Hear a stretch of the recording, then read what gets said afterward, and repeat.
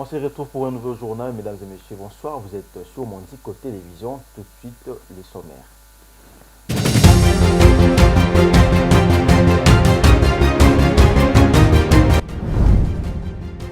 Le renforcement des paramètres de sécurité au sein des infrastructures sportives nationales et leurs environs était l'objet de la visite d'inspection conjointe effectuée ce mardi 17 septembre 2024 par Jacquemain Chabani, vice-premier ministre, ministre de l'Intérieur et Sécurité, et accompagné de Didier Boudimbo, ministre des Sports et Loisirs.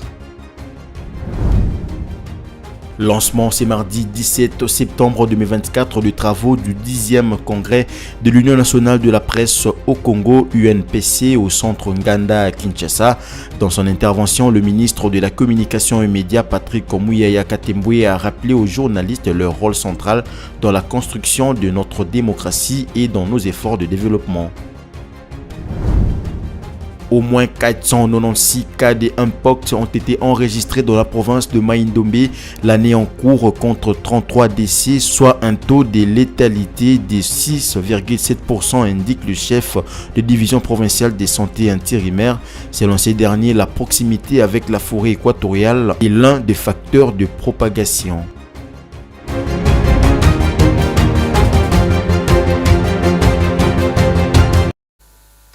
Mesdames et messieurs, bonsoir. Ouvrons cette grande édition avec une brève. Le renforcement des paramètres de sécurité au sein des infrastructures sportives nationales et leurs environs était l'objet de la visite d'inspection conjointe effectuée ce mardi 17 septembre 2024 dans l'après-midi par Jacquemain Chabani Louko, vice-premier ministre, ministre de l'Intérieur et Sécurité, accompagné de Didier Boudimbo, ministre des Sports et Loisirs, en vue de trouver des solutions idoines en ce qui concerne la sécurité dans les infrastructures sportives. Vous y reviendrons avec force et détails dans nos prochaines éditions. Ouverture ce mardi 17 septembre 2024 du 10e congrès de l'Union nationale de la presse du Congo. Prenant part dans cette cérémonie, le ministre de la Communication et Médias, Patrick Muyaya Katembwe, a exhorté les congressistes à batailler afin de réguler la profession de journaliste en République démocratique du Congo. Il a également convié les congressistes à mettre ces moments à profit afin de lever les meilleures options possibles pour l'avenir de la presse au Congo. Regardez. Dans son allocution devant plusieurs personnalités politico-administratives ainsi que des journalistes, le ministre des Médias est revenu sur le rôle majeur du journaliste pour le redressement de la République démocratique du Congo. Le porte-parole du gouvernement a salué l'accompagnement du président de la République aux initiatives de la presse. Tous les jours finissent par arriver. Et ces jours tant voulus et tant attendus viennent marquer le dénouement d'une longue marche vers la refondation de notre profession. C'est ici l'occasion de féliciter les différents acteurs, avec en premier son Excellence Monsieur le Président de la République, chef de l'État, Félix Antoine Tshisekedi Tshilombo, qui nous ont engagés par sa présence et ses mots à amorcer le processus du changement de tout l'écosystème des médias en République démocratique du Congo. Sa tenue aujourd'hui permet non seulement de renouveler les textes organisationnels de l'Union, mais surtout de doter les organes de cette dernière des animateurs capables de porter la nouvelle vision de la corporation, à entamer ainsi l'autre étape non moins importante consistant à mettre de l'ordre dans la profession. Peu avant son speech, le président intérimaire de l'UNPC a salué les soutiens sans faille et l'encadrement du ministre Muyaya pour la tenue de ces assises, lequel considère-t-il comme l'une des matérialisations des recommandations issues des États généraux. Placées sous la bannière du Congrès de la relance et de la renaissance, ces assises de 3 jours permettront aux journalistes congressistes notamment de mettre sur pied un nouveau comité afin de piloter cette structure. Vous comprenez que la plus forte...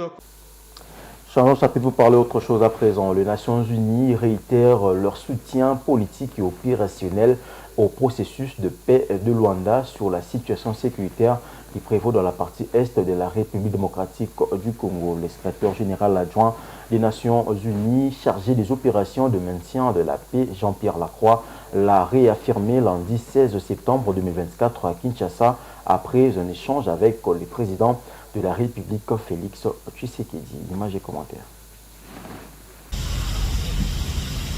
Conduisant une importante délégation de diplomates onusiens auprès du chef de l'État, Jean-Pierre Lacroix, secrétaire général adjoint des Nations Unies chargé des opérations de paix, a évoqué avec le président de la République la situation sécuritaire dans l'est de la RDC. L'évolution du processus de Luanda était au cœur de cet échange. L'ONU soutient ce processus diplomatique dirigé par le président angolais João Lourenço. Nous avons évoqué avec Monsieur le Président de la République la poursuite du travail conjoint entre les autorités congolaises et les Nations Unies, la MONUSCO, mais également le travail conduit par l'envoyé spécial, afin de promouvoir et de soutenir les efforts de paix pour l'Est de la République démocratique du Congo.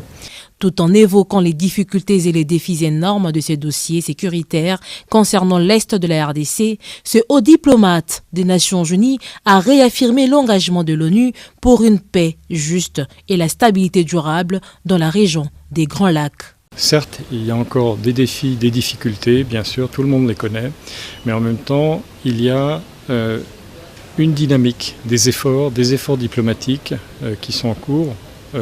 Est-ce que tout le chemin a été parcouru? Non, bien sûr, mais un bout de chemin a déjà été fait sur le volet politique et sur le volet opérationnel à soutenir ces efforts. Le chef de l'État nous a exprimé la volonté de continuer le travail avec les Nations Unies. Jean-Pierre Lacroix a également émis le souhait de voir examiner le travail et le renouvellement adapté du mandat par le Conseil de sécurité qui se réunira très prochainement. Et puis la gratuité de l'enseignement de base et des mises en République démocratique du Congo. C'est dans cette logique que le chef de l'État, Félix Tshisekedi, a visité quelques écoles de la ville de Kinshasa le lundi 16 septembre, dont EP1 et 2 Kamina à Kalamou, ainsi que EP1 et 2 Tchachi à Ngalima, en vue de se rendre compte de l'effectivité de la rentrée de classe et l'application de la gratuité de l'éducation de base dans la capitale congolaise. Lui est là pour plus de détails. Le président de la République, Félix Tshisekedi, a visité quelques écoles de la ville de Kinshasa le lundi 16 septembre, 2 semaines après la rentrée scolaire pour l'année scolaire 2024-2025. Le père de la nation a voulu se rendre compte de l'effectivité de la rentrée de classe et de la gratuité de l'éducation dans les écoles de la capitale. Première étape de sa visite, l'EP1 et l'EP2 Yolo Nord, situé dans la commune du Kalamou au centre de Kinshasa. Devant un auditoire composé d'élèves et du corps professoral, le chef de l'État a insisté sur l'importance de privilégier l'enseignement du patriotisme plutôt que celui du tribalisme dans le but de renforcer l'unité nationale dès le plus jeune âge. Apprendre aux enfants l'hymne national. Il faut leur apprendre l'amour de la patrie, l'amour du Congolais, de l'autre. Ça, il faut leur apprendre ça. Il faut enlever dans la tête des enfants les histoires de tribalisme, il faut enlever ça. Il faut leur dire qu'ils sont tous frères et sœurs congolais. Ils appartiennent à une même famille, le Congo. Vous avez entendu les enfants? On ne vous met pas d'autre chose en tête. Deuxième étape de sa tournée, l'EP1 et l'EP2 Tchachi dans la commune de Ngalima. Le chef de l'État en a profité pour échanger avec ses élèves et leurs enseignants afin de prendre connaissance de leurs préoccupations et ainsi améliorer le système éducatif de la RDC. Je vous l'ai dit, nous avons un grand pays qui rayonne et qui doit rayonner au cœur de l'Afrique. Et pour ça, on doit s'appuyer sur notre jeunesse. Voilà pourquoi nous nous impliquons pour vous former, pour que vous n'ayez aucun complexe vis-à-vis des autres, que vous soyez fiers de votre pays et que vous continuez à le bâtir avec les générations qui viendront après vous. L'article 43 de la Constitution stipule que la gratuité de l'enseignement est de mise et loin d'être un slogan, ici pour les enfants de militaires. Avec la gratuité de l'enseignement, tous les enfants vont à l'école, même ceux qui restaient à la maison. Et vous voyez qu'il y a beaucoup d'enfants dans des salles de classe. Soucieux de bonnes conditions d'études pour les élèves dans les écoles, Félix Tshisekedi a annoncé qu'il fera appel au service national pour résoudre le problème des bancs dans des écoles. Parlons santé à présent. Au moins 496 cas de Mpox ont été enregistrés dans la province de Maïndombe l'année en cours, contre 33 décès, soit la proportion de décès de cette maladie liée à 6,7%. C'est ce qu'a indiqué le chef de division provinciale de santé intérimaire. On fait le point avec Laetitia Moulal. La province de Maïndombe a enregistré au moins 496 cas de monkeypox cette année, contre 33 décès. Toutes les zones de santé sont touchées par cette épidémie. Le Mpox n'est pas une maladie nouvelle dans cette province située dans l'ouest de la République démocratique du Congo. Le Maïndombe en est affecté depuis les années 1970. La proximité avec la forêt équatoriale est un facteur important de propagation de la maladie dans cette province, avec la chasse comme activité principale, souligne le chef de division provinciale de la santé intérimaire. Nous sommes parmi les 5 provinces pourvoyeuses des cas. D'abord, c'est notre écosystème. Nous vivons dans la forêt. La communauté a comme activité la chasse et l'élevage. Comme vous savez, quand un chasseur ramasse une bête morte, il n'informe pas la population. D'abord, c'est sa famille qui prend l'animal, soit lui-même, et il va le mettre en vente. C'est ce qui fait que l'épidémie se déclenche chaque année parce que nous sommes en pleine forêt équatoriale, a déclaré le chef de division provinciale de la santé intérimaire de Maïndombe. Parmi les mesures prises, il y a notamment la tenue régulière des réunions du comité provincial de gestion des urgences sanitaires et la sensibilisation de la population par les médias locaux. Pendant ce temps, dans la province du Congo, 4 morts, une quarantaine de disparus, 70 rescapés. Tel est le bilan provisoire du naufrage d'une embarcation survenue le lundi 16 septembre 2024 dans la matinée. Cette embarcation, qui avait à son bord 150 personnes, était partie du village Tembo dans le territoire de Kasongolunda en destination de Kinshasa. Elle est heurtée contre le pont Kwango, selon le bourgmestre de cette commune rurale. Dans l'entretemps, les recherches se poursuivent. Le détail dans cet élément choisi par Bijou Lumona.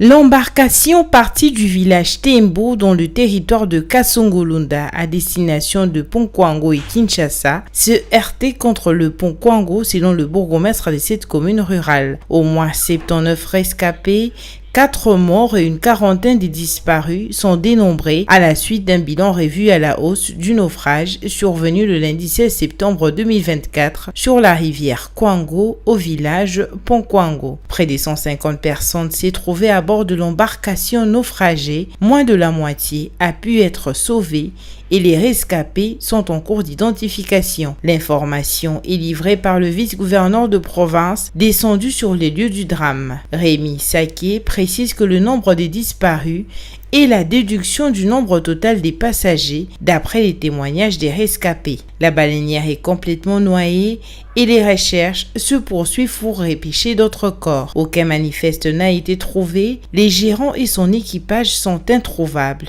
Le vice-gouverneur précise que tous les efforts pour avoir l'effectif réel sont restés sans succès. Nous n'avons pas retrouvé le manifeste, nous avons essayé d'appeler Tembo, Popokabaka où la baleinière est passée. L'effectif total n'a pas été communiqué, mais les passagers nous ont parlé de près de 150 passagers, y compris le marchandise, a-t-il déclaré. L'embarcation est partie de Tembo pour Kinshasa en passant par le pont Kwango. Sur son chemin, elle a heurté le pont jeté sur la rivière Kwango. À noter que lors de l'ouverture de la session ordinaire de septembre 2024, le président du Sénat, Jean-Michel Sama Lukonde, a exprimé ses inquiétudes à la suite des naufrages devenus récurrents sur les rivières à travers le pays. Il a appelé le gouvernement à remettre de l'ordre dans les secteurs qui, d'après lui, n'a pas été suivi des mesures d'accompagnement après sa libéralisation.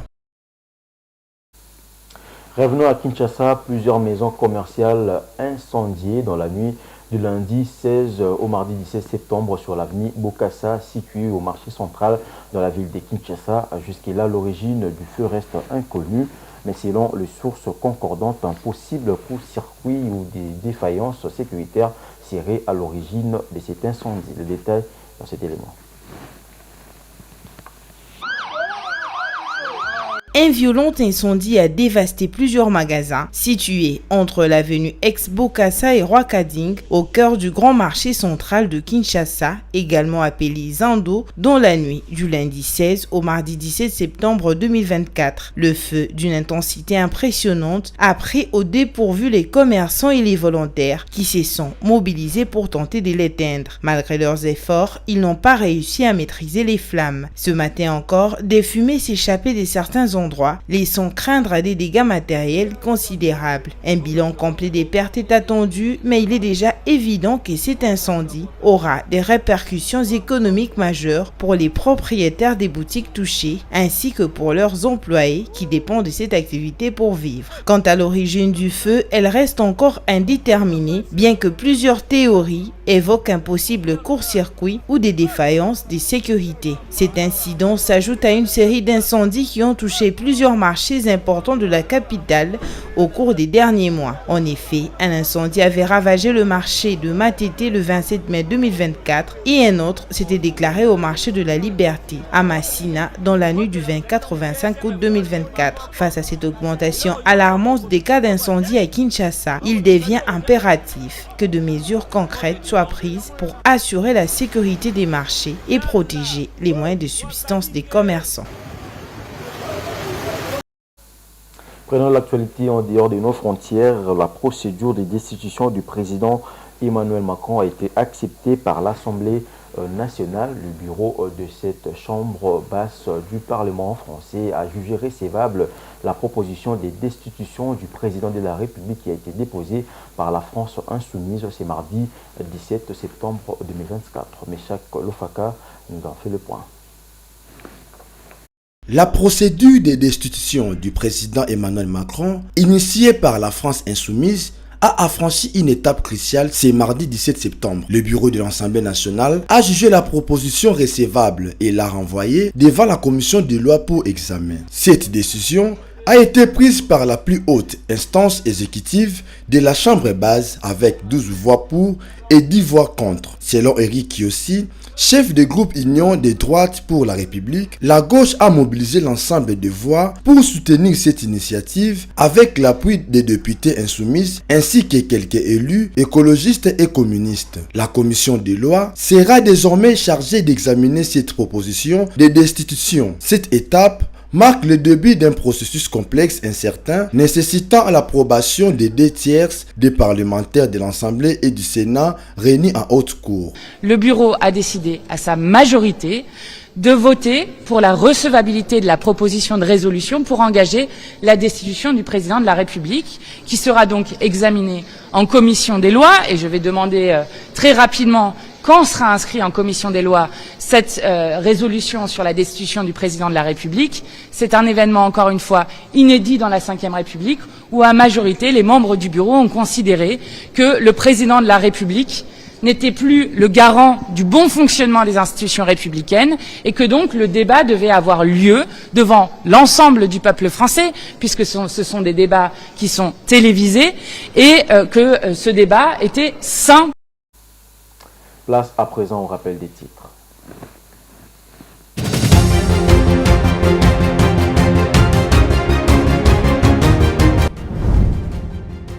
Le renforcement des paramètres de sécurité au sein des infrastructures sportives nationales et leurs environs était l'objet de la visite d'inspection conjointe effectuée ce mardi 17 septembre 2024 par Jacquemain Chabani, vice-premier ministre, ministre de l'Intérieur et Sécurité, et accompagné de Didier Boudimbo, ministre des Sports et Loisirs. Lancement ce mardi 17 septembre 2024 des travaux du 10e congrès de l'Union nationale de la presse au Congo, UNPC, au centre Nganda à Kinshasa. Dans son intervention, le ministre de la Communication et Médias, Patrick Muyaya Katembwe, a rappelé aux journalistes leur rôle central dans la construction de notre démocratie et dans nos efforts de développement.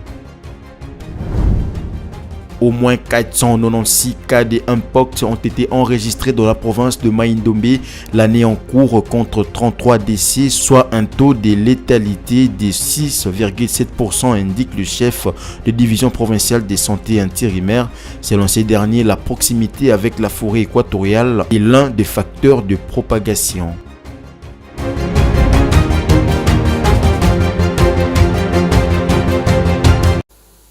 C'était là l'essentiel de l'actualité, mesdames et messieurs. Merci de l'avoir suivi. Bonne suite des programmes sur Mondico Télévision en notre compagnie. Au revoir.